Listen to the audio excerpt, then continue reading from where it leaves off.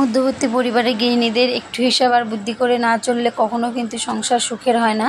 আর এটা কিন্তু একমাত্র একটা গৃহিণীর দ্বারাই সম্ভব একটা সংসারকে সুখের মুখ দেখানো। কারণ একজন গৃহিণী পারে তার সংসারকে সমস্ত দিক থেকে বুদ্ধি, ধৈর্য, সমস্ত কিছুর দিক থেকে কিন্তু পারফেক্টভাবে বাঁচিয়ে নেওয়ার। যেহেতু দেখো একজন ছেলের কাজ হচ্ছে টাকা এনে সংসারে দেওয়ার, টাকাটা সেটা কিভাবে খরচা করবে, কোন খাতায় কিভাবে রাখতে হবে, সমস্তটাই কিন্তু একটা গৃহিণীর দ্বারা সম্ভব। কারণ ছেলেদের ওই বাইরের কাজ করে এসে তারপর সংসারের ঘরের সমস্ত কাজকর্ম নিয়ে ভাবনার অত সময় নেই। আর একজন গৃহিণীই পারে সমস্ত দিক কিন্তু একা হাতে মেনটেন করতে। তো চলো, অনেক কথা হবে, গল্প হবে, অনেক আড্ডা হবে, নানা রকম রেসিপি শেয়ার করা হবে। তার আগে চলো নিজের পরিচয় পর্বটা তো সেরে নিই। শুভ সকাল আমার বন্ধুরা, কেমন আছো তোমরা সবাই? আমি কিন্তু খুব ভালো আছি। আশা করি তোমরা যে যেখানে আছো ভালো আছো এবং সুস্থ আছো। চলো তোমাদেরকে সাথে নিয়ে পাশে নিয়ে আজকেও একটা নতুন দিনের পথ চলা শুরু করলাম। আজকের বারটি হচ্ছে বুধবার, আর বুধবারে সকাল সকাল চলে এসেছি তোমাদের সাথে আমিও আজকে নতুন একটা দিনে নতুন একটি ভিডিও নিয়ে। তো বড়দের প্রণাম, ছোটোদের বুক ভরা ভালোবাসা দিয়ে প্রতিদিনের ন্যায় আজকেও একটা ভিডিও নিয়ে চলে আসলাম।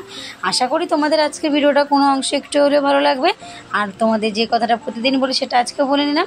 যদি ভিডিওটার কোনো অংশ তোমাদের বন্ধুরা ভালো লাগে অবশ্যই কিন্তু লাইক দিয়ে পাশে থেকে যেও। আর যদি ভিডিওর কোনো অংশটা তোমাদের অতিরিক্ত ভালো লেগে থাকে তাহলে আমার চ্যানেলটিকে সাবস্ক্রাইব করে আমার পাশে থেকো। আর আমার ভিডিওটাকে তোমাদের নানা বন্ধুদের মধ্যে শেয়ার করে দিও বন্ধুরা। আর যারা আমার চ্যানেলে এখনও পর্যন্ত নতুন বন্ধুরা আছো, এখনও এই কাজটি করে ওঠোনি, অবশ্যই কিন্তু আমার চ্যানেলটিকে সাবস্ক্রাইব করে আমার পাশে থেকে যেও। আর নতুন বন্ধু হয়ে আমার পথ চলা প্রতিদিনের সাথে তুমিও আমার পথ চলা নতুন সঙ্গী হয়ে যেও। তো সকাল সকাল দেখো ঘুম থেকে উঠে আমি কিন্তু সমস্ত আশিবাসী কাজ সেরে কাজে চলে গেছি। আমার ডিউটি তো কাজের পর থেকেই শুরু হয়। তো যেদিন পারি হয়তো সকাল থেকে কাজ শুরু করার চেষ্টা করি দেখানো তোমাদের, কিন্তু হয়তো কোনো দিন হয়ে ওঠে না। তো এই দুদিন ধরে খুব ব্যস্ততার মধ্যেই যাচ্ছি, একটু দেরি হয়ে যাচ্ছে উঠতে, যার জন্য সকালে আর কিছুটা শেয়ার করা হচ্ছে না। তো কাজ থেকে এসে নিয়ে এখন যেহেতু আমার একবারই কাজ নেই বলে আমি অনেকটা টাইম হাতে পাই, তো সেই টাইমটার মধ্যে আমার বাকি সমস্ত কাজগুলো সেরে ফেলি, যে আরেক জায়গা থেকে এসে তাহলে আমাকে আর করতে হবে না। আর এখন তো আমার নতুন একটা রোজগারের কাজ হয়েছে, গুগলকে স্কুল থেকে আনা। তো কাজ থেকে এসে নিয়ে আবার গুগলকে আনতে যেতে হয়, এনে আবার সমস্ত কাজ সারতে হয়। তো চলো কীভাবে কী কাজ সারি সমস্তটাই তোমাদের সাথে শেয়ার করব। আর ওই যে বললাম যে গৃহিণীদের কিন্তু একটু বুদ্ধি খাটিয়ে কাজ করতে হয়। কিভাবে একটু বুদ্ধি খাটায় সেটা সমস্ত ঘরে বাইরে সমস্ত দিকে খাটাতে হয়। যেমন দেখো আজকে যেমন আমি সকাল 6:45 কাজে গেছি, আমি 9টার মধ্যে সমস্ত কাজ হয়ে ওঠেনি, কিছুটা বাকি ছিল। এবার কি করব, কাকিমাকে বললাম কাকিমা আমার তো 9টায় ছেলেকে আনতে যেতে হবে, তাহলে আমি এখন যদি মাছ ধুতে বসি তাহলে তোমার মাছ রান্না করা হবে না। তা তুমি একটা কাজ করো, এই মাছগুলো তোমাকে ধুয়ে দিয়ে যাই, তুমি মাছটা রান্না করে নাও, বাকি যদি কিছু থাকে সেটা আমি তোমার বিকেলে এসে করে দিয়ে যাবো, কারণ বিকেলে তো আমার তো তারা থাকে না। তো এই যে বুদ্ধি খাটে একটুখানি বললাম, যদি না বলতাম তাহলে দেখতে আমি কিন্তু কাজগুলো করতে হতো, টাইমের মধ্যে সমস্তটা তাকে করে দিতে হতো, আমার গুগলকে আনতেও দেরি হয়ে যেত। তা একটু বুদ্ধি খাটিয়ে বললাম তাই করলাম না, চলে আসলাম। 9:10 হয়ে গেছে, মাছ ধুয়ে আস্তে আস্তে আবার হেঁটে হেঁটে আসছি, যেহেতু সাইকেল নিয়ে না মাম্মাম পড়তে যায়, তোমার দাদাভাই সকালে দিয়ে আসে আর আমি ওখান থেকে হেঁটে হেঁটে আসার সময় আসি। আর এসে নিয়েই আবার ঘরে মাম্মামের জন্য খাবার রেডি করে আবার দৌড়াতে হয় আমাকে গুগলকে আনতে। তো গুগলকে 9:30টার মধ্যে আনতে যেতে হয়। তো আমি আজকে এসে তাড়াতাড়ি করে আগে ভাতটা বসিয়ে দিলাম, যেহেতু মাম্মামও খেয়ে স্কুল যাবে, আমার ওই দিকেও একটা চিন্তা থাকে। তো এসে নিয়ে ঝটাপট করে ভাতটা বসিয়ে দিলাম, আর একটুখানি ঘটিতে করে ডাল সেদ্ধ, তার মধ্যে 2টো আলু কেটে কুচি কুচি করে সেদ্ধ দিয়ে দিয়েছি, যে ভাতের সাথে সাথে ডাল সেদ্ধটা আলু সেদ্ধটাও হয়ে যাবে, তাহলে মেয়েটাকে খাইয়ে দিতে পারবো। তো ওইভাবে ভাতটা বসিয়ে দিয়ে গুগলকে আনতে গেলাম। গুগলকে এনে আবার সমস্ত কাজ যেগুলো ছিল, আর এখন যেহেতু একটু 2 দিন ধরে রোদ দিচ্ছে তার জন্য কিন্তু বালিশগুলো একটু রোদে দিচ্ছি, কারণ যখন বৃষ্টি হয় তখন তো দিতে পারি না, ঘরে থেকে শ্যাতলা গন্ধ বেরিয়ে যায়। দেখবে বৃষ্টির দিনে ঘরে যতই তুমি যা শুকাক না কেন কেমন একটা ছাতকুড়ো পড়া একটা গন্ধ বেরোয় না। তাই জন্য দেখলাম যে না, রোদ যখন দিচ্ছে একটু বালিশগুলো রোদে দিয়েই নিই, আর তো শক্ত তুলে দিতে পারি না, যার জন্য বালিশগুলোকেই দিই, যে একটুখানি রোদ পেলে বালিশগুলো মনে হচ্ছে জীবন ফিরে পাবে। তো তার জন্য দিয়ে তারপর জামা কাপড়গুলো ভাঁজ করে নিলাম, বিছানা চাদরটা ঝেড়ে ঝুড়ে সমস্ত জায়গা রেখে এইসব কাজগুলো তো একটু দেখে দেখে করতেই হয়। তো একটু বুদ্ধি খাটিয়ে না করলে কিন্তু হবে না। আমি যদি ভাবতাম যে আমি গুগলকে নিয়ে এসে ভাতটা বসাবো, তাহলে তো আমার ভাতটা হতেও দেরি হতো।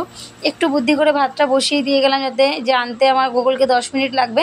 10 মিনিটে কি এমন আমার ভাত কি হয়ে যাবে?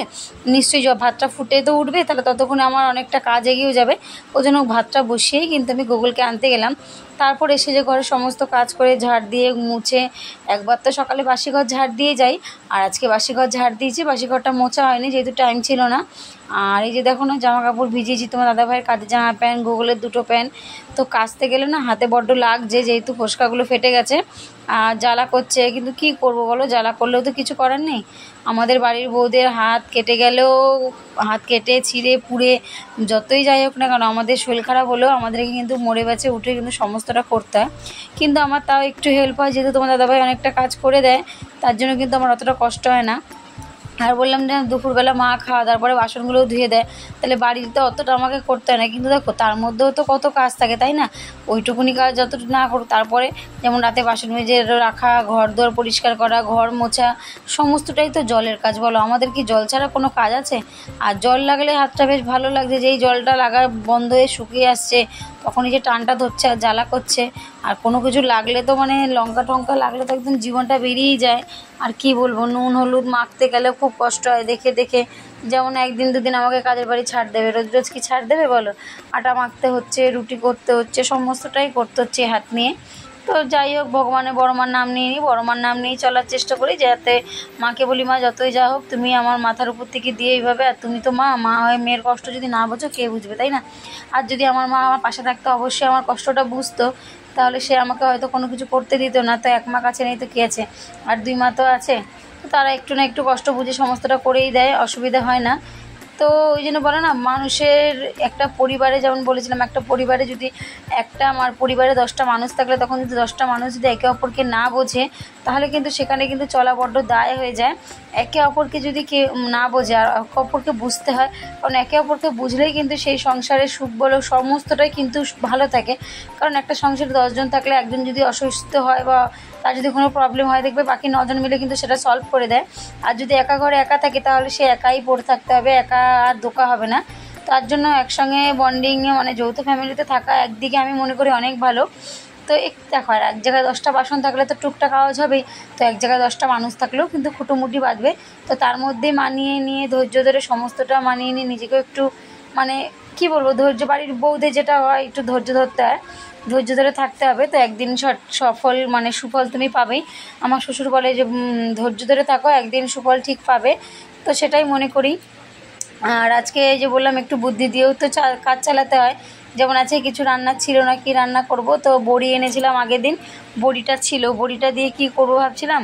এদিকে আবার তোমার দাদা আলুর দমও করতে বলেছে, আবার বড়ি দিয়ে কি করব, বড়িটাও নষ্ট হবে, আবার আলুর দম করলে আর একটা আলুর তরকারি করতে হবে। আমি না, একটা কাজ করি, আলুর দম করি, ওর মধ্যে বড়িগুলোকে ভেজে দিয়ে দিই, তো একটু বেশি করেই করি, তাহলে দুবেলাও হয়ে যাবে আর বড়িটা দিয়ে আলুর দমটা খাওয়া হয়ে যাবে। না তো শুধু আলু দিয়ে তরকারি করলে বারবার খেতেও চাইবে না, বড়িটা দিয়ে করলে আবার একটু টেস্টটাও আলাদা হবে, খেতেও কিন্তু বেশ ভালো লাগবে। তো সমস্ত কাজ সেরে, রান্নাবান্না সেরে তারপরে কিন্তু আবার কাজে গেছিলাম। রান্নাঘরটা আজকে হাত দিয়েই মুছলাম, দেখলাম সবসময় লাঠি দিয়ে মুছলে না চারিদিকগুলো পরিষ্কার হয় না।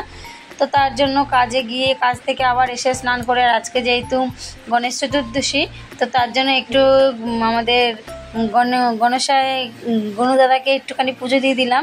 তো এইদিকে দেখো কি কি দিয়ে পুজো দিয়েছি, আমার যতটুকুনি সামর্থ্য ছিল তার মধ্যে কিন্তু পুজো দেওয়ার চেষ্টা করেছি।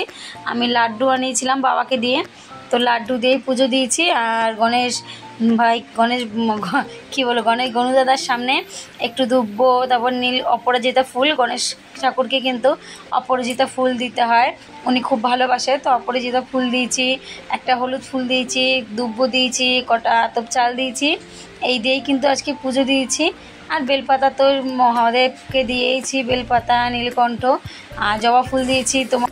আর আজকে গুগলকে আনতে গেছিলাম, স্কুলে যাওয়ার সময় ব্যাগে ভাগ্যিস 20 টাকা ছিল। তো দেখলাম যে রাস্তা দিয়ে ফুল নিয়ে যাচ্ছে ভ্যানে করে, যা আবার কোথায় যাব কি করব, বিশেষ করে নীলকণ্ঠ ফুল নেওয়ার জন্য গেছিলাম, কিন্তু নীলকণ্ঠ ফুল পাইনি, জবা ফুল, গাঁদা ফুল এইসব ফুল নিয়ে এসেছিলাম, দিয়ে পুজো দিয়েছি। আর জবা ফুলও দিয়েছে দেখলাম 4টে, তো মা তারা, বড় মা, সবাইকে জবা ফুলও দিয়েছি, এইভাবে পুজোটাও দিয়ে নিয়েছি। আবার দেখো দুধও নিতে হবে, কি করব এবার, সেই জন্য তাড়াহুড়ো করে আসছিলাম, দেখলাম কি দুধের গাড়িও পাশ থেকে যাচ্ছে, ফুলালার পাশ থেকে গিয়ে একটা বাড়িতে দুধ দিচ্ছে। আমি কাকু দুধ আছে 10 টাকা দামে, বললো হ্যাঁ। তো দুধটাও কিন্তু নিয়ে নিলাম, ওটা তোমাদের সাথে শেয়ার করা হয়নি, তো ভাবলাম যে শেয়ার করবো, কিন্তু সবসময় তো আর ভিডিও করা সম্ভব হয় না সব কিছু দিয়ে। তার জন্য তো দেখো কপাল যদি ভালো থাকে সব কিছু কিন্তু হয়। তো ফুলও পেয়ে গেলাম, তারপর তোমার দুধও পেয়ে গেলাম, পয়সাটা ব্যাগের মধ্যে করে নিয়েও গেছিলাম। ভাগ্যিস কোনোদিনও কিন্তু পয়সা নিয়ে বেরোই না, এখন হাট করে ব্যাগে 20 টাকা নিয়ে গেলাম যে যাই, আসার সময় তো দুধ নিয়ে আসতে হবে। আর মাম্মাম যেহেতু সকালবেলা আজকে তোমার ওই কী বলে ভাত খেয়ে গেছে, তো আমাদের একটু চা খাই আর গোগলে বিকেলবেলা লাগে দুধ, তার জন্য এনে রাখি। তো সেই জন্য দেখলাম যে না দুধটাও পেয়ে গেলাম, তাহলে এক কাজে আমার 2 কাজ হয়ে গেল। তো এইভাবে একটু বুদ্ধি খাটিয়ে কাজ করে নিই। আর বলে না কপালে যদি থাকে তাহলে ভগবান ঠিক মিলিয়ে দেয়। হয়তো আমার কপালে আজকে ছিল আমি একসঙ্গে দুটো জিনিস পেয়ে যাব, তাই কিন্তু পেয়ে গেলাম। তারপরে ওই যে পুজো টুজো দিয়ে একবারে খাওয়া দাওয়া করে একটু বিশ্রাম নিয়েছিলাম, আর একবারে তোমাদের কাছে বিকেলবেলা চলে এসেছি। বিকেলবেলা উঠে ঘর দুয়ার ঝাড় দিয়ে মুছে টুচে নিয়ে পরিষ্কার করে নিয়েছি, কারণ আবার বিকেলে কাজে বেরোতে হবে আমাকে। এখানে দেখো গুগলকে ছোলা বাদামও দিয়ে দিয়েছি খেতে, এখানে দুধটাও জাল দিয়ে নিচ্ছি, চাও করে নিয়েছি, সমস্তটা কিন্তু এক এক করে নিয়েছি। যেই কাজ থাকে রুটিন অনুযায়ী চলতে তো আমাকে হয়, তো সেইভাবে প্রতিদিন রুটিন অনুযায়ী চলার চেষ্টা করি। আর আজকে তোমাদের সাথে শেয়ার করব কি বলো তো, সর্ষে পোস্ত ছাড়া এমনভাবে মানে একটা ইউনিক পদ্ধতিতে আমি আজকে ডিম ভাপে করব, যেটা সত্যি মানে মাছ মাংসকে সাইডে রেখে হার মানাবে। মাছ মাংসকে তুমি মাছ মাংস সাইডে রেখে এই ডিমটা দিয়েই খাবে। তো কীভাবে করেছি সেটা তোমাদের দেখাচ্ছি। এখানে দেখো থালার মধ্যে কাঁচা লঙ্কা, পেঁয়াজ আর একটু বাদাম ছিল ঘরে, ওই বাদাম আর কাঁচা লঙ্কা এগুলো নিয়ে নিয়েছি। তো প্রথমে বাদামটাকে একটু ভেজে নিয়েছি, যেহেতু বাদামটা কাঁচা বাদাম, শুকনো খোলায় বাদামটা ভাজা ছিল না, ওই জন্য বাদামটাকে ভেজে তার মধ্যে রসুন পেঁয়াজ কাঁচা লঙ্কাটা দিয়ে ভালো করে নাড়াচাড়া দিয়ে যেমন ভাজা করে তেমন কিন্তু ভাজা করে নিয়েছি। নিয়ে মশলাটাকে ঠান্ডা করতে দিয়ে দিয়েছি। তারপরে কেন গরম মশলা তো আর পেস্ট করা যাবে না, তো এই ভাজা মশলাটাকেই পেস্ট করব, এর মধ্যে কিন্তু আর কিছুই দেবো না। শুধু এই বাদাম রসুন কাঁচা লঙ্কার পেঁয়াজটাকে যেটাকে ভালো করে ভেজেছি এটাকে সুন্দর করে পেস্ট করে নিয়ে একটা মানে ব্যাটার তৈরি করে নেব। আর ওখানে ডিম সেদ্ধ করেছি। ওই যে বললাম গৃহিণীদের তো বুদ্ধি খাটিয়ে কাজ করতে হবে, বুদ্ধি না কাটালে হবে না। তো আমরা মানুষ হচ্ছে 6 জন, আর ডিম লাগবে তাহলে 6টা, এবার 6টা ডিম তো নেই আমি কী করব বলো। আর যেরকম আছে সেরকমটা দিয়ে আমাকে চালাতে হবে, যাতে সবাই খেতেও পারে আর কারোর মন মানে খারাপও না হয় যে আমার কম পড়েছে আমার বেশি পড়েছে। তার জন্য ডিমটাকে সেদ্ধ করে দেখো 3টে ডিম নিয়েছি, এখানে 4টে ডিম ছিল, তো 4টে ডিম রেখে আমি 3টে ডিম নিয়েছি, একটা ডিম রেখে দিয়েছি। 3টে ডিমকে 6 ফালি করেছি। তো আমি তো ডিম খাবো না, যেহেতু ওরা 5 জন খাবে, তা তার জন্য আবার কী করবো, 5 জনের জন্য 2টো করলে 4 জন হবে, 3টে করলে 6 জন হবে। একটা ডিম রেখে দেবো, সকালবেলা ওরা খেয়ে নেবে, কেউ ফ্রিজে রেখে দেবো। তো তোমার দাদাভাইকে বললাম ডিমটা একটু কেটে দাও, ও আবার সুতো দিয়ে এই ডিমটা খুব সুন্দর করে কেটে দিল, যে ছুরিতে কাটলে ডিম ভেঙে যাবে, তোমার সুতো দিয়ে কেটে দিই। ও আবার কেটে নুন হলুদটাও মাখিয়ে দিল, কারণ আমি তো নুন হলুদ মাখাতে পারছি না, নুনটা লাগলেই না জ্বালা করছে হাতের মধ্যে। তোমার দাদাভাই দেখো ডিমটার মধ্যে নুন হলুদটা সুন্দর করে মাখিয়ে দিল। এবার আমি ডিমটাকে একটু ভেজে নেব।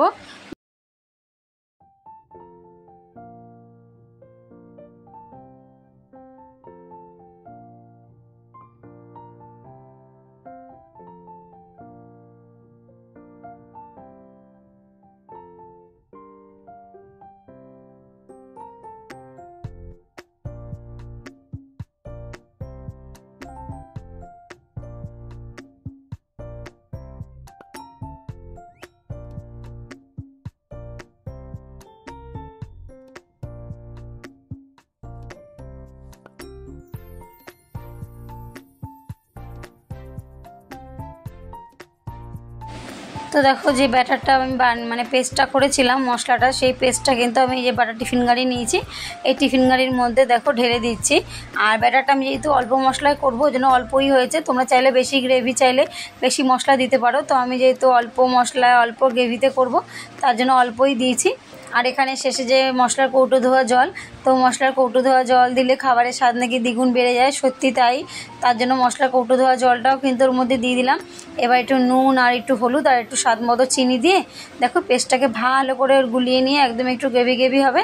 এর মধ্যে যে ডিমগুলো ভেজে রেখেছি সেই ডিমগুলো কিন্তু এক এক করে দিয়ে দিচ্ছি, দিয়ে এর উপরে একটু কাঁচা তেল আর কাঁচা লঙ্কা, চেরা কাঁচা লঙ্কা দিয়ে দেবো, দিয়ে ঢাকা চাপা দিয়ে দেবো।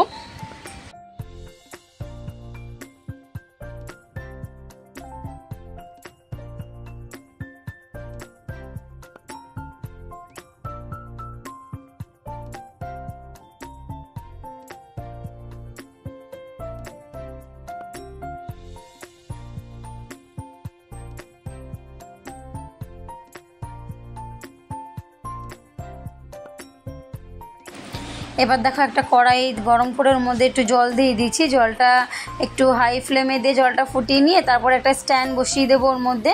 স্ট্যান্ডটা বসিয়ে তারপরে এই টিফিন গাড়িটা আছে, এই টিফিন গাড়িটার মধ্যে দিয়ে ঢাকা চাপা দিয়ে দেবো। একদম ঢাকা চাপা দিয়ে দেওয়ার পরে দেখবে তোমার কিছুক্ষণ বাদে 10 থেকে 15 মিনিট বাদে একদম গ্যাসটাকে স্টিম করে দিতে হবে।